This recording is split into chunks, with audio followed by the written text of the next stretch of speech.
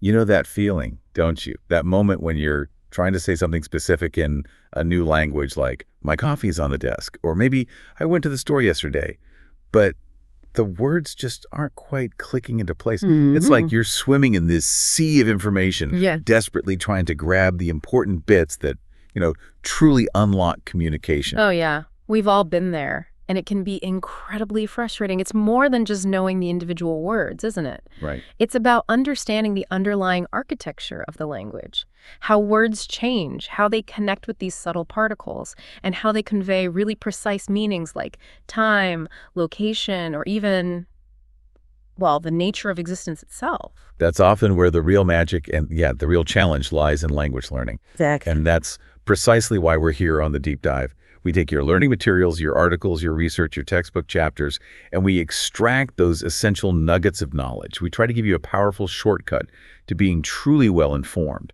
And today, we're cutting through some of that noise and embarking on a deep dive into some foundational building blocks of Japanese communication.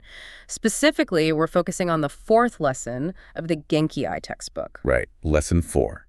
So, our mission for this deep dive is to really crack open these fundamental elements. We're not just going to skim the surface here. Definitely not. We want to equip you with the practical tools to talk about where things and people are and do it with incredible precision and perhaps even more excitingly, to articulate what happened in the past. Think of it as gaining immediate superpowers for describing your world and your experiences, with a new level of clarity and nuance. It might sound a little daunting at first. Japanese grammar can sometimes feel like a complex puzzle, no doubt about it. Yeah, I've heard that. But we promise to break it down into clear, actionable insights. Get ready for some genuine aha moments, because by the end of this deep dive, you'll be able to express yourself in ways that might genuinely surprise you, allowing you to tell stories and describe scenes you couldn't before. So let's jump right in. The very first foundational concept we're going to unpack from this lesson is how Japanese pinpoints existence and location. And this all begins with 2 incredibly important verbs, arimasu and imasu. That's absolutely right. Now, at a surface level, both arimasu and imasu can translate loosely to there, isar, or to have.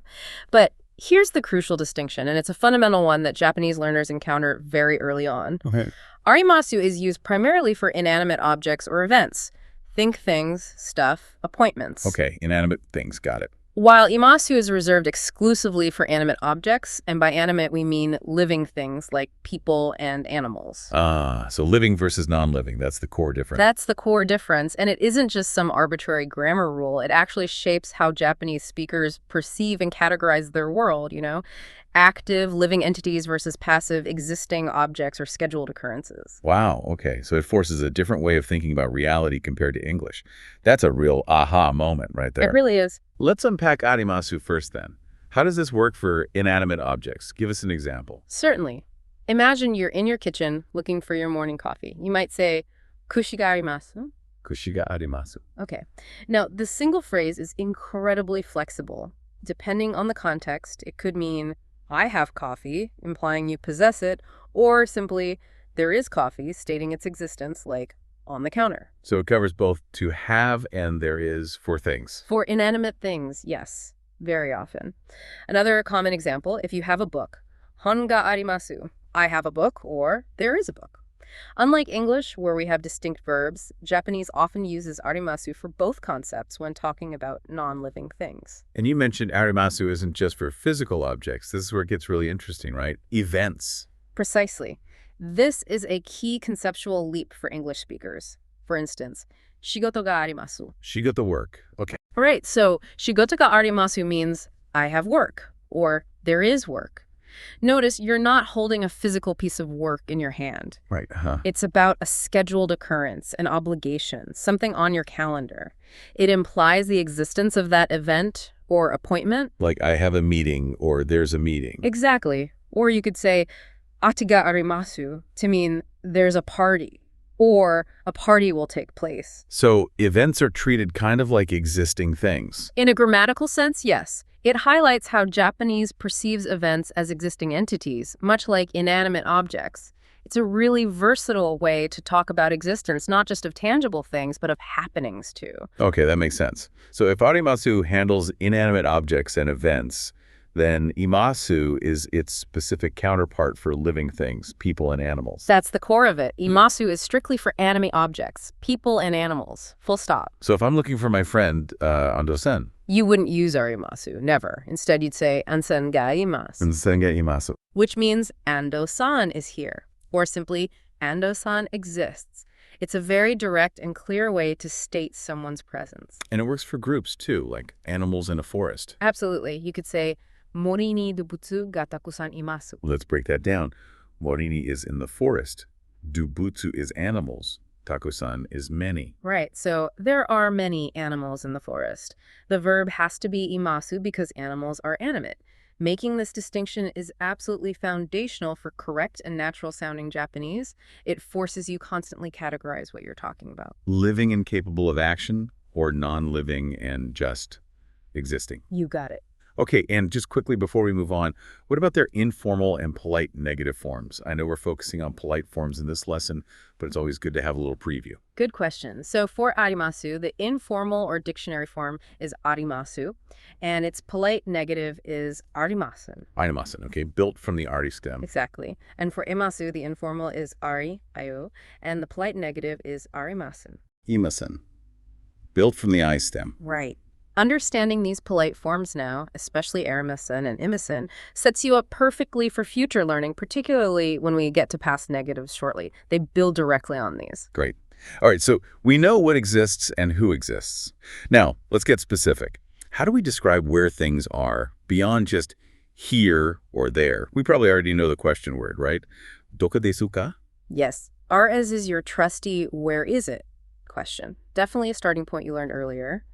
And from previous lessons, you might also recall koko for here, soko for there near you, and asoko for over there. Right, the basic pointers. Those are your foundational location words, like pointing with your finger. But to truly paint a picture with words, you need more nuance, especially in Japan where, street names aren't always the primary way of giving directions. Ah, good point. Sure. So mastering these relative location words is almost like a cultural skill, too. I'd say so. It's about gaining fluency in navigating and describing space in a way that's very natural for Japanese speakers. Okay, let's build that toolkit then. These relative location words allow us to describe things with surprising precision. Lay them out for us. Absolutely. Think of these as your spatial vocabulary toolkit. First, migi. Migi, that's right. Yep, right? So migi ni arimasu means it's on the right. Okay, and the opposite? Is kidari, left. Hidari ni arimasu, it's on the left. Simple enough. Right and left, got it. Then we have kirme.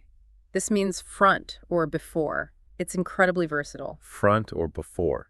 How so? Well, like in the McDonald's example we'll talk about later, McDonald's wa depato no mae ni arimasu means McDonald's is in front of the department store, spatially in front. Okay. But it can also mean before in time, like shokiji no mae ni, before the meal. I see, dual purpose. What's behind? That's ushiru unsure. Behind, you could say sliorkrame, ino ushiro ni kon ga arimasu, there's a park behind the house. Ushiro. Okay. Inside. Inside. Very common. If you have drinks, they might be kura no naka ni arimasu. Inside the cooler. Makes sense. Or hako no naka ni arimasu. It's inside the box. Straightforward. What about on top? That's ui. On or above. This one can be a little subtle. How so? Well, if you say ikuto tuko no oni arimasu, it means the picture is on the desk. But u means above, right? Doesn't that imply floating? Literally, yes. But in Japanese, when an object is on a surface and touching it, u is the natural word. Think of it less as floating above and more as situated on top of. Okay, so u for on when it's touching the surface. Exactly. If it were actually suspended above but not touching, context or other words would clarify. But for the picture on the desk, ue is perfect. Another example. Hon watana no ni arimasu. The book is on the shelf. Got it. And underneath? Is shita, under or beneath. Your shoes might be uo simsara. Tuku no shita ni arimasu. They are under the desk. Shita. Under. Okay. What about near? You have a couple options here. No chikaku means near or close to. It implies a general proximity. For example, shita woko eki no chikaku ni restaurant ga arimasu. There's a restaurant near the station. Chikaku, general nearness. What's the other one? Soba also means near, but often implies a more immediate, closer proximity, almost right by or at one side. So Chikaku is like in the vicinity, and Soba is more like right next to. That's a good way to think about it. Soba can feel a bit more personal or direct. If your friend is sitting very close, you could say tomodachi ga soba ni masu, or watashi no soba ni kite kudasai. Please come near maybe my side. Okay, Chikaku and Soba, useful distinction. What about directly next to something, like side by side? For that, you use tonari, next to.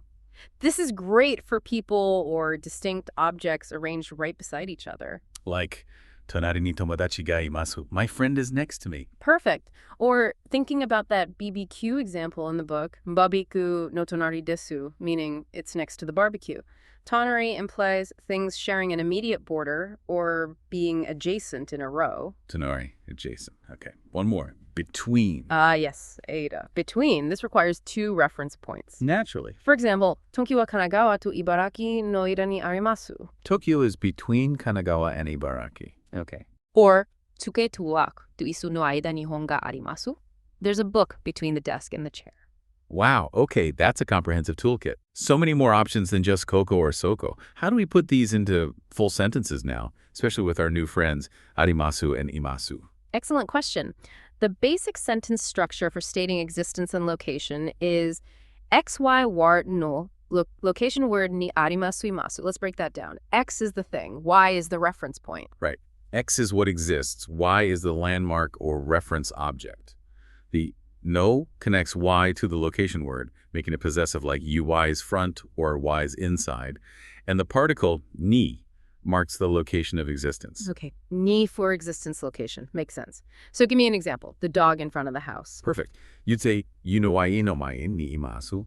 Inu dog is X, ia house is Y, mai is the location word. And we use imasu because a dog is animate. Inu wa ino mai ni imasu. Got it. And for the picture on the desk, that would be onu arimasu. Iwa dusko no ini arimasu. I picture is X. Sukoe, desk, is Y. Oe is the location word. And arimasu, because the picture is inanimate, and again, u here clearly means on. Right, because pictures don't usually float. What about the cat under the chair? Tino, neko wa isu no shita ni imasu. Cat, chair, under, imasu. And a book inside the bookshelf. Yeah, X, Y, no, location ni arimasu imasu. It's pretty logical once you see it laid out. Now, what if an activity took place at one of these specific spots? Not just existence, but action. Ah, good question. For activities, the structure shifts slightly, and crucially, the particle changes. It becomes ye location word activity. Okay, so the location phrase, why no location word stays the same, but ni changes to o. Exactly. The de particle here indicates the location where an action takes place. This is a really important distinction. Ni for location of existence, de for location of action. Ni for existence, de for action. Got it. So, that's a slightly amusing example. Haha, yes. The dog peed in front of the house. That shows where the peeing action occurred in front of the house. Okay, clear example. How about a nicer one? Taking pictures on a mountain. Sure. Yama no teppen de shashin o torimashita. Yama no teppen is the mountaintop, demarks it as the action location, and shashin o torimashita is took pictures. I took a picture on top of the mountain. And that mashita ending. That's past tense, right? We're getting to It is indeed. Perfect for describing past actions at specific spots. One more. Departo no chikaku de tomodachi to aimashita. Near the department store. Departo no chikaku de. Met a friend. Tomodachi to aimashita. Exactly. I met a friend near the department store. De because meeting is an action. This location stuff really reminds me of that classic anecdote from the dialogues. The one about Mary and Takeshi trying to meet up. That illustrates the need for precision perfectly, doesn't it? It was kind of a mess. It truly is a perfect and slightly comical example of how easily miscommunication can happen without these precise location markers. Imagine the scene. Mary calls Takeshi, trying to meet him. She asks, Makudo narudo wa doko desu ka? Where is McDonald's? Seems like a straightforward question. Right. And Takeshi, trying to be helpful, responds, Ano depato no mai ni arimasu yo. It's in front of that department store. Okay, in front of the department store. Seems clear enough on the surface. But then the confusion kicks in. Exactly. Because what Mary didn't know, and maybe Takeshi didn't clarify enough, was that there were 2 fast food restaurants in front of that department store. Ah, okay. I see where this is going. So Takeshi, thinking he was being perfectly clear, waited for an hour at Nura, In front of Moss Burger, not McDonald's. right, while poor Mary was waiting patiently, probably getting quite hungry, at McDonald's. It vividly shows how crucial these precise location words are. If only he'd said something like, Depado no Michi no, the one on the right of the department store? Or maybe Tenari no, the one next to? Something else. Precisely. If he had used Drew or I or se to specify which place in front of the department store, the whole waiting game and the subsequent dramatic reveal we'll get to could have been completely avoided. It highlights that even subtle differences in location, like being in front versus which specific spot in front, can lead to significant misunderstandings and maybe a ruined first date. Haha, potentially.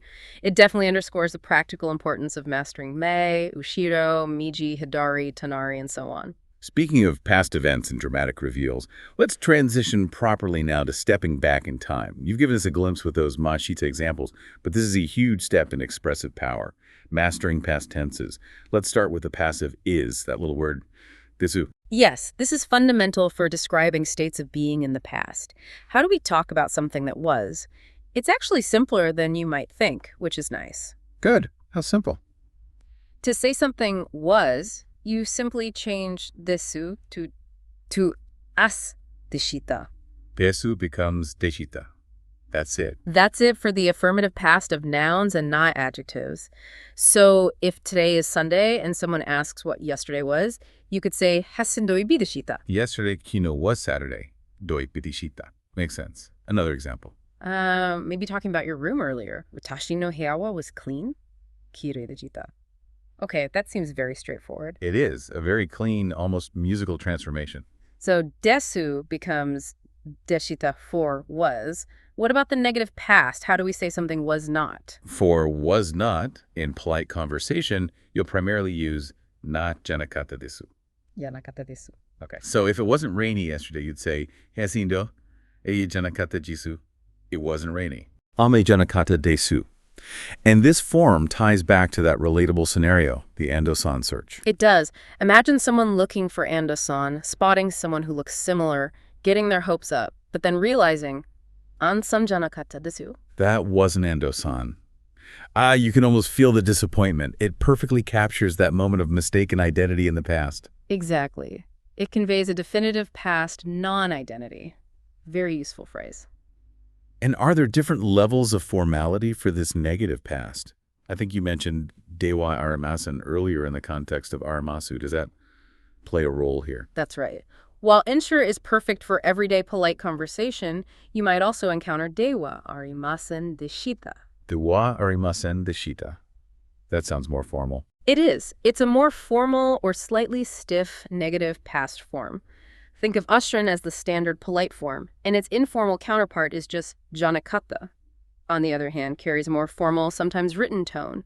You might hear it in presentations, formal announcements, or when speaking to someone significantly senior. But for daily interactions, stick with janakata desu. Definitely. It's your go-to polite past negative for nouns and not adjectives. Okay, now for the real workhorse.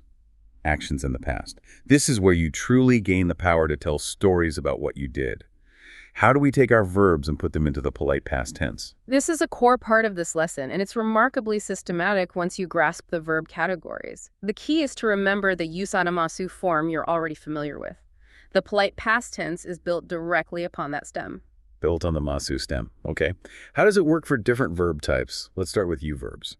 Okay, for you verbs, you take the final U syllable of the verb's dictionary form, change it to its corresponding I syllable to get the masu stem, and then instead of adding masu, you add mashita. So change the U to an I and add mashita. Example. Let's take Kiko to listen. The stem is kiki. So kikimasu is the present, and nor kikimashita is the past. Listened. Kika becomes kikimashita. Okay, what about nomu to drink? Stem is nomi, so moimashu becomes nomimashita for drink. Nomu, nomimashita. And iku to go. That's a U verb, right? It is. The stem is iki, so kimashita becomes as ikimashita for went. Just remember, iku is slightly irregular in how it forms the stem, but it follows the mashita pattern. Iku, ikimashita. Got it. One more. Hanasu to speak. Stem hanashi, so nashi hanashimasu becomes hanashimashita for spoke.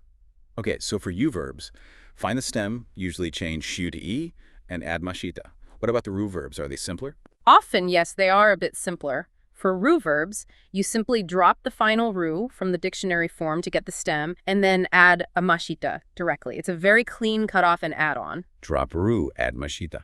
Okay, example. Tabaru to eat. Drop the ru, stem is tabe. So han kabmasu becomes sama mashita for ate. Tabaru, tabamashita, nice and clean. Miru to sea watch. Drop ru, stem mimasu becomes mimashita for saw or watched. Miru, mimashita. And neru to sleep. Drop ru, stemini, masu becomes yimashita for slept. Okay, ru verbs seem pretty straightforward. Drop ru, add mashita. Generally, yes. And then there are always those irregulars, aren't there? The ones you just have to commit to memory because they break the pattern. Precisely. And there are two crucial irregular verbs that you'll use constantly in daily conversation. They have their own unique, polite past forms that you just need to memorize. Okay, who are the culprits? First, suru, to do. Its polite present is shimasu, and its polite past is shimashita. For did. Suru becomes himashita. Got it. And the other one? Pole to come. Polite present, one pimasu, and polite past no, shimashita, for came. Kuru becomes kimashita. Okay, suru, shimashita, kuru, kimashita. Those seem really important. They are absolutely non-negotiable. You'll hear and use them literally all the time, doing things, coming places. Memorizing them is a fantastic investment of your time. Right, so that's how we say what we did. How do we express what we didn't do in the polite past? The negative form for verbs. The polite past negative, masen dishita, is actually quite straightforward once you know the polite negative present tense, the neishi sorm song. Ah, okay, so you take the Mason form. And you simply add shuta, deshita, Yeah. the same deshita we use for was. So masen plus teshita. Give me an example. Didn't sing. Okay. Present negative is utemasen deshita. I don't sing. So the past negative is nomiya, unemasen deshita. I didn't sing. Utaimasen deshita. Makes sense. Didn't see. Present negative nomima. Past negative your impasen deshita. I didn't see. Mimasen deshita. And the irregulars? Didn't come. Present negative nomimasen. Past negative mosen deshita. Didn't come. Kimasen deshita. Didn't drink. That's a U verb. Present negative a arimasen. Past negative senita. Nomimasen deshita. Didn't drink. Nomimasen deshita and didn't eat. Ru verb. Present negative tabamasen. Past negative sumio. Tabamasen deshita. Didn't eat. Tabamasen deshita. Wow. Okay, so that pattern, masen plus deshita, holds across all verb types. That's quite consistent. It is. Once you know the Mason form, the past negative is easy. This immediately brings us back to Mary's dramatic revelation about her failed first date, doesn't it? The McDonald's versus Mosburger incident, when she recounts the story later. Right. She says, Jashi, eiza jahi, probamimasen deshita. Aiga wa mimasen deshita. Takeshi-san wa ikimasen deshita. I didn't see the movie. Eiga wa mimasen deshita. Takeshi didn't come. Takeshi-san wa ikimasen deshita. That's powerful. It's a perfect, almost heartbreaking example. That one sentence powerfully showcases the ability to express both past actions that didn't happen, umasen deshita, and past non-actions or absences, kimasen deshita. You can just feel the disappointment all conveyed through these precise past tense forms. It really shows how useful these negative past forms are for telling a story. Absolutely. And beyond that specific story, you can now recount so many things about your own experiences. Like taking pictures at the temple yesterday. Exactly. Yesterday, I took many pictures at the temple, using torimashita, the past of torimasu. Or waiting for a friend for ages. Tonachi, oniji kamachimashita. I waited for a friend for 2 hours. Using machimashita, past of machimasu. What about something you didn't do, like stayed home all weekend? Perfect use case for the negative. Yunpyeon, shumatsu doko ni mo ikimasen deshita? Weekend, shumatsu. Didn't go, ikimasen deshita, anywhere, dokunimo. Exactly. I didn't go anywhere on the weekend. These are all everyday actions and non-actions you can now articulate, adding so much depth to your ability to recount your day or tell a story. Okay, this is great. We've established existence, located things precisely, and even time-traveled into the past with verbs and desu. And let's expand our statements even further by looking at some really versatile particles and how to express duration. We should start with the mo particle. It seems to do a lot more than just also, right? It truly does. You probably know from earlier lessons, recalling how it can replace wa to mean also or to, like the classic watashi mo Amerikajin desu, I am also American. Right, replacing wa for me too. But is incredibly versatile and powerful. It subtly implies also, too, or sometimes even in a broader, more inclusive sense. And crucially, it often does this by replacing other particles that would typically mark a subject or a direct object. Replacing o or ga. How does that work? When would you do that? You use it when another item is also involved in the same action or state, or when something else is true about the same subject. So let's say you ate meat. Niku o tabemashita. I ate meat. Okay, standard sentence with o. But if you also ate vegetables, you'd replace the particle that would normally go with vegetables with past. So you'd say, yase mo tabimashita. Ah, yase mo tabemashita. So the mai signals I did the same action eating to this item too. Exactly. It implies inclusion in the same action. Remember the dialogue where Takeshi drank beer? Later, it's revealed he also drank cola. Right. How's that phrased? Kushamu no mimashita. Literally, cola also drank, meaning he drank cola in addition to the beer. Kushomo no mimashita. Replace the o. And then, hanbaga mo takusan tabemashita. He also ate a lot of hamburgers. Even with takusan a lot in there, mo still replaces o. Correct. It takes precedence when indicating also for the object. It works similarly for subjects marked by if inu ga imasu means there is a dog, then neko mo imasu means there's a cat too, replacing ga with mo. So mo can replace wa, ga, or o to mean also or to, depending on the role of the word. That's really versatile. It is. But wait, there's more. Okay. Can it be used with other particles? Like not replacing them, but adding on, maybe with ni for destination or d for location of action. Yes, that's another important application showing incredible flexibility. Can be added after certain other particles, most commonly for destination or indirect object or for location of action. This combination literally means also tote. Okay, so nimo or dimo, example for destination. Sure. If you went to Tokyo. Tokushi ni ikimashita. Standard sentence. But if you also went to Kyoto on the same trip, You'd say, Kitcho ni mo ikimashita. I also went to Kyoto. That is tacked on directly after the friend. ikimashita. Okay, that makes sense. And for location of action, with the. Like studying. If you study at school, hordis ide mo bingo shimasu. Standard. But if you also study at home. It would be our enamo binkishimasu. I also study at home. Exactly. This shows how it can stack with as well. It's a very natural way to express in addition to or as well when talking about multiple locations, destinations, or indirect objects involved in the same kind of activity or state. It really opens up possibilities for adding layered information to your sentences. Wow. That little particle is like a Swiss Army knife of inclusion, replacing wa, ga, or adding on to ni. That's a lot of grammatical mileage. It really is one of the most useful particles to master early on. Okay, let's switch gears slightly. Let's talk about time, specifically duration. How do we express how long something took or will take? This seems crucial for storytelling. This one is remarkably simple, which is often a welcome relief in language learning. Simple is good. How simple?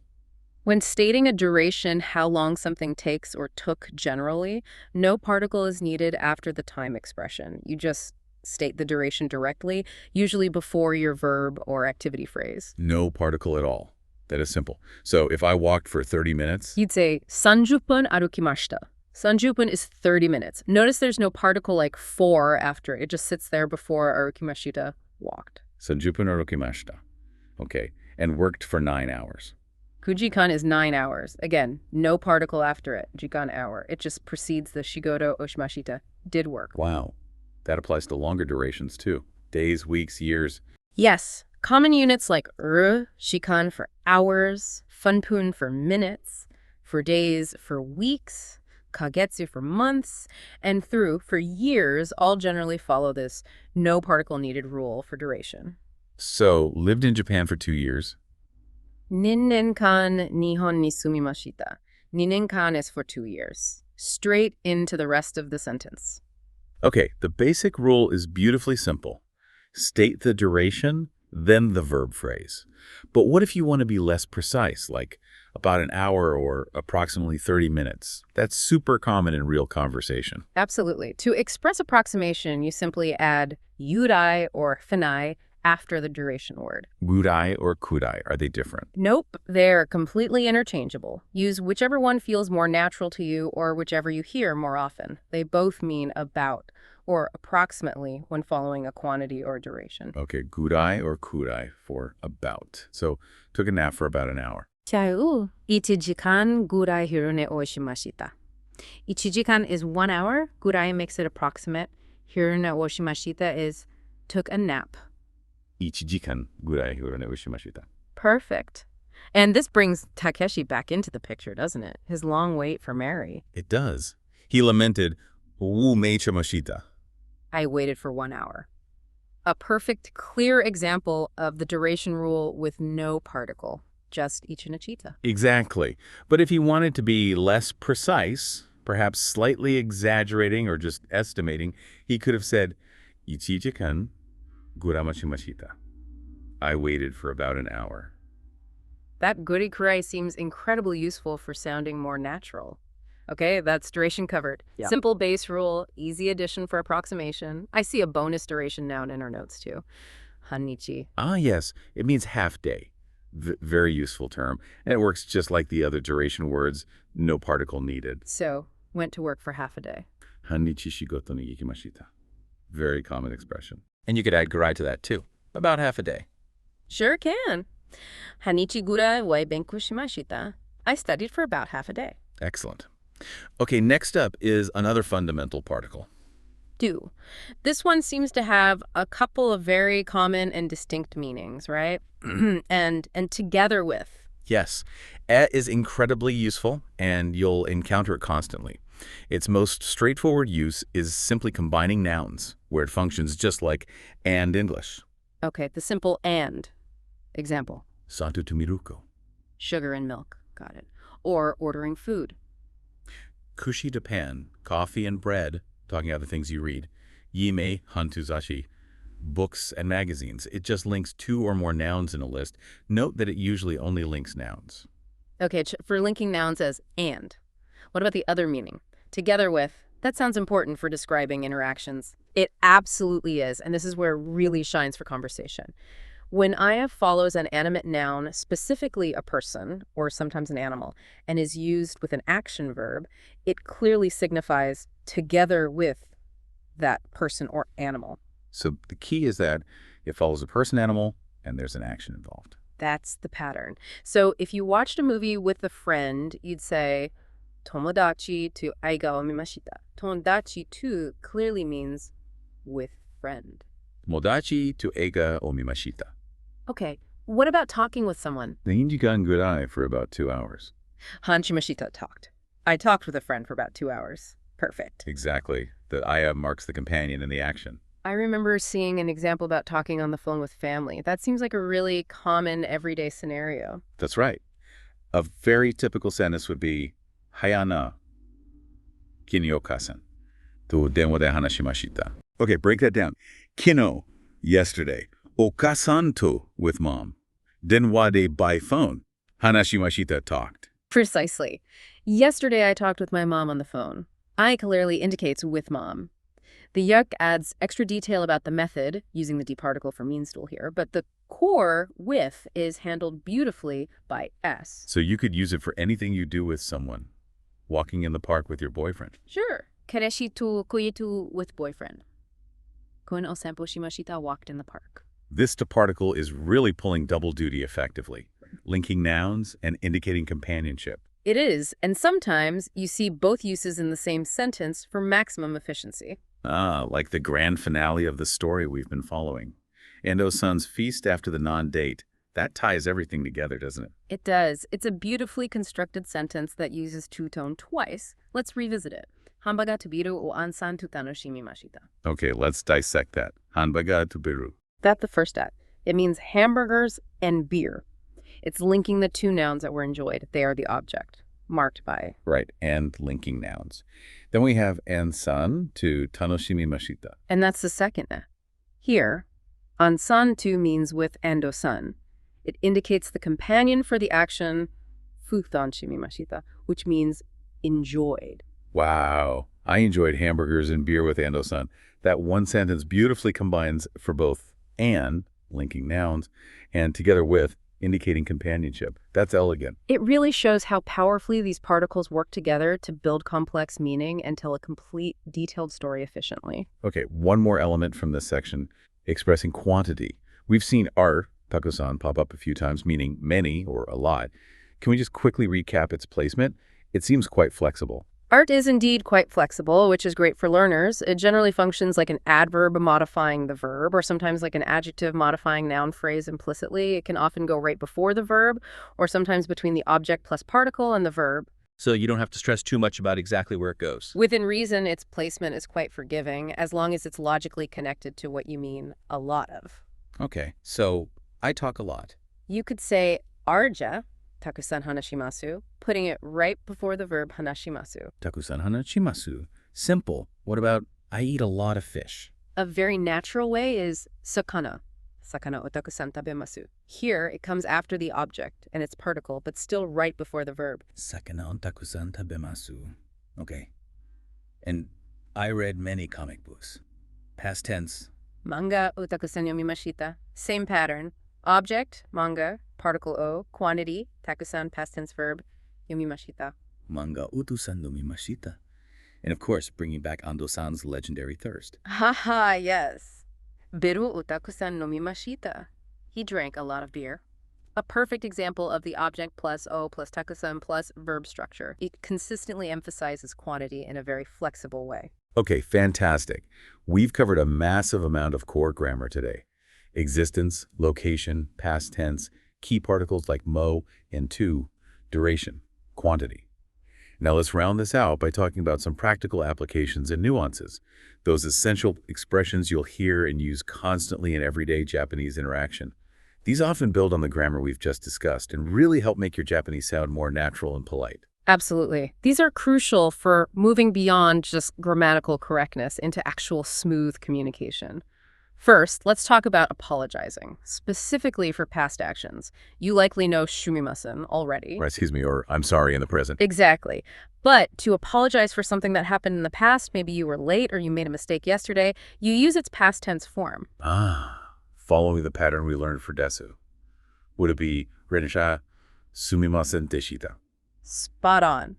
You add the deshita to indicate the past nature of the event you're apologizing for. It's a very logical extension. Sumimasen deshita. That seems incredibly important for politeness. It is, and you can intensify this apology by adding I honte, which means truly or really. So, you sumimasen deshita. I'm truly sorry that this happened, or I was truly sorry. Exactly. It conveys a deeper level of regret. Imagine you were late for that meeting. Ugureit onshin ni sumimasen deshita. I'm truly sorry for being late. This is a vital phrase for maintaining good relationships in Japan. Okay, honshin ni sumimasen deshita for sincere past apology. What's the standard go-to response if someone apologizes to you like that? Or maybe if you just want to say something is fine, no problem. A simple, crucial, and incredibly versatile phrase is suruhu, daijoubu desu. Daijoubu desu. I hear that a lot. What does it cover? It means it's okay, it's fine, no problem, I'm all right. It's fantastic for acknowledging an apology. Sumimasen deshita, daijoubu desu, confirming something is acceptable, or even politely declining an offer sometimes. Daijoubu desu can sometimes mean, no, thank you, I'm fine. So if someone asks, kore daijoubu desu ka? Is this okay? I can just say, "Hi, daijoubu desu." Exactly. Or if someone bumps into you and says, Jack, you can reassure them with the shirt. It's a real conversational workhorse. Good one to have. Now, if you had a genuinely good time, maybe at that party or enjoying that meal, shokuji, how do you express that enjoyment in Japanese? To express that you enjoyed something in the past, you use horanshita, tanoshimimashita, tanoshimimashita. That looks like the past tense of a verb. It is. It's the polite past tense of the verb tanoshimu, which means to enjoy. So tanoshimimashita means I enjoyed it. Like in the Ando-san example. One go to mabaru o tanoshimimashita. I enjoyed hamburgers and beer. Precisely. It's perfect for describing a good time. You could use it after a trip. Ryoku tanoshimimashita. I enjoyed the trip. Or after a fun event. Pati o tanoshimimashita. I enjoyed the party. It's a very positive and polite way to end an interaction or recount a positive experience. Tanoshimimashita. Got it. And that other phrase you often say after a meal, gochi-sama, you mentioned it's not just a simple thank you, it carries a deeper cultural weight. You're absolutely right. It is an informal but extremely common phrase said after a meal acknowledging the food and often the hospitality. While its literal roots might relate to feast or the struggle of preparing food, its practical meaning is thanks for the food or thanks for the lovely meal. So it's more specific than just arigato. Thank you. Yes, it specifically acknowledges the effort put into the meal, whether by a host, a chef, or even implicitly acknowledging the ingredients and the lives given for the food. It's a profound expression of gratitude tied to eating. Is there a more formal version? Yes, the slightly more formal version, often used when leaving a restaurant or when a meal was specifically prepared for you as a guest, is gochisama deshita. Adding the polite past deshita makes it feel a bit more complete, signifying the meal is concluded and you're expressing gratitude for the whole past experience. Kuchi-sama or kuchi-sama deshita. Essential post-meal etiquette. Definitely. Okay, this has been an absolutely fantastic deep dive into the formal grammar and key expressions of Lesson 4. But sometimes, as you know, learning a language isn't just about the explicitly stated grammar points in the textbook chapter. There are those little hidden gems you come across, incredibly useful phrases that aren't always highlighted with a big flashing sign, like that phrase, kodomo no toki. That's a fantastic point, and it perfectly illustrates a common experience for self-learners, or really any language learner, navigating textbooks and real-world usage. Literally, it's child's time, right? But it's the standard way to say, when I was a child. It seems like such a basic and universally useful phrase, doesn't it? You'd almost expect it to be a major grammar point, maybe under a section about using toka time when. Yeah, you'd look for the how to say when I was X section. Exactly. But as some learners, like those discussing it on Reddit, found out, it's not always explicitly broken down in the main grammar expression notes section of textbooks like Genki. Instead, where do you often find it? Hiding in plain sight in the vocabulary list. For this lesson, you mentioned it's actually listed there on page 105 under time. Precisely. It's just listed as vocabulary, kodomo child, and toki time, often presented together as toki time. Or sometimes it just appears in example sentences in the workbook or practice sections without a dedicated grammar explanation of the noun plus structure itself. So a learner might be trying to piece together a sentence for homework, like maybe, I often ate hamburgers when I was a child. Well, no, some hamburger, they just learned tabemashita, ate. Maybe they know yoku, often. But that crucial when I was a child bit might feel like it came out of nowhere if they only focused on the big grammar boxes. Exactly. They might understand kodomo and toki individually, but haven't explicitly made the connection or seen the pattern, noun plus highlighted as a rule.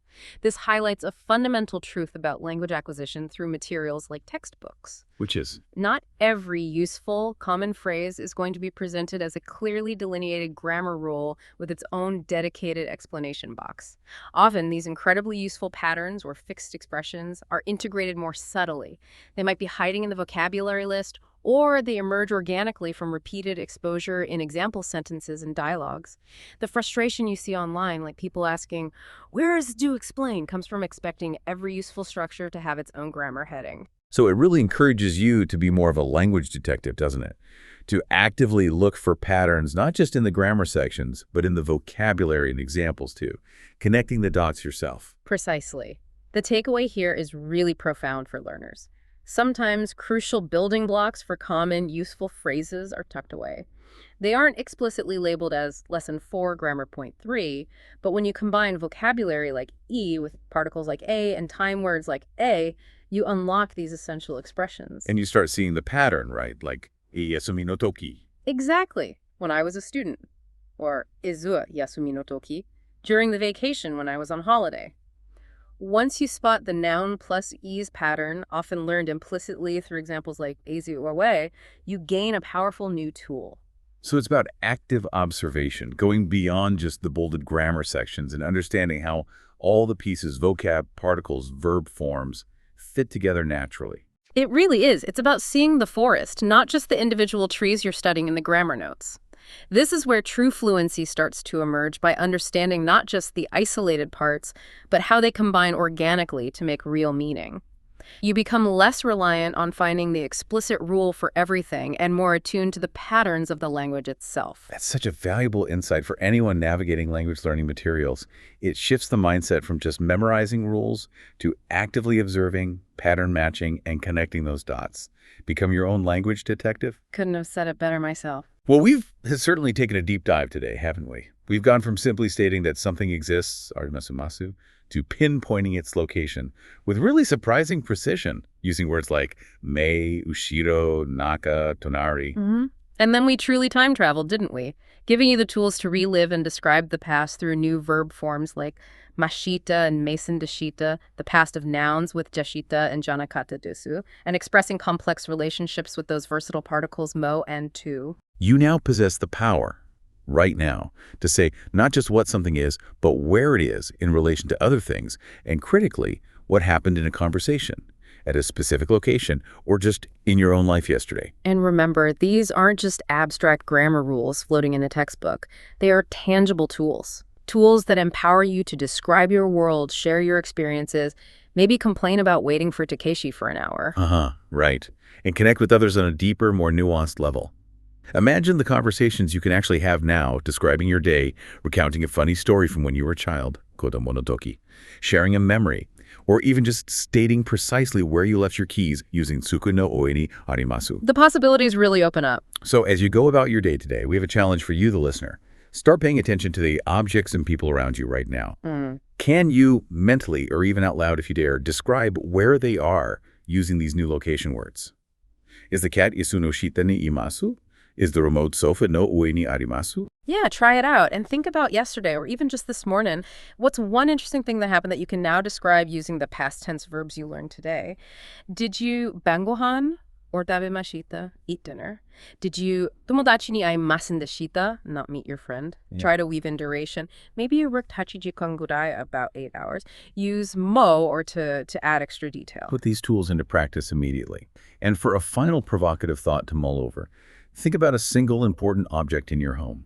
Maybe it's a cherished book, a piece of art, a quirky souvenir from a trip, or even just an old photograph, something with a story. Okay, now consider, what is it? Using desu. Precisely where is it located in your home? Use why no location word ni arimasu. And then the big one.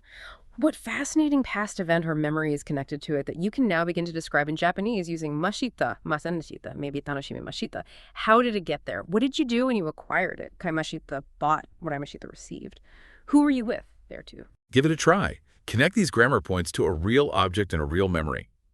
You might be genuinely surprised at how much you can truly say, building on just this one deep dive into Genki Lesson 4.